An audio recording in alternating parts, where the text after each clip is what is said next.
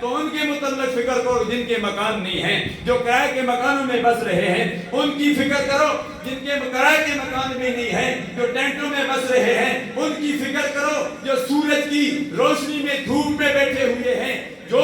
چوراہوں میں بیٹھے ہوئے ہیں، جو راستے میں بیٹھے ہوئے ہیں، جن کو کھانے کے لیے کچھ میسر نہیں، جن کو پینے کے لیے کچھ میسر نہیں، وہ گندا پانی پینے کے لیے وہ ترس رہے ہیں، انہیں گندا پانی بھی نہیں ملتا، ان کو دیکھو جو تڑپ رہے ہیں۔ جانور تو جنگل، انسانوں کو بھی پانی پینے کا نہیں ملتا، ایسے علاقے بھی ہیں یا جانور جس جگہ سے گندا پانی پیتے ہیں وہی پانی انسان پینے پر بھی مجبور ہیں۔ ہمیں چاہیے کہ ہم اپنا محاسبہ کریں اور ان مسلمان بھائیوں کے لیے دعا بھی کریں اور ان کے ساتھ تعاون بھی کریں۔ جتنا ہو سکتا ہے ہم اپنے اسلامی بھائیوں کے ساتھ تعاون کریں۔ اگر ہم وہاں تک نہیں پہنچ سکتے، ہم نقدی نہیں پہنچا سکتے، کمبل نہیں پہنچا سکتے، کپڑے نہیں پہنچا سکتے، تو ہم اتنا تو کر سکتے ہیں۔ جمعۃ المبارک کا دن ہے، ہم اللہ کے گھر میں آئے ہوئے ہیں، جامع مسجد خوشبوئی مدینہ میں آئے ہوئے ہیں، ہم اللہ تبارک و تعالیٰ کی بارگاہ میں توبہ بھی کر سکتے ہیں اور ان اسلامی بھائیوں کے لیے ہم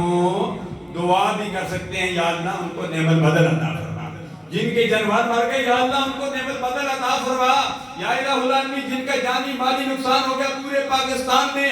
آپ نے مرزا کو دیکھا، جدیات شکردرہ کو دیکھا، اس علاقوں کو دیکھا، دل خون کے آنسو روتا ہے۔ ابھی آپ نے بلوچستان سندھ کے حالات نہیں دیکھے،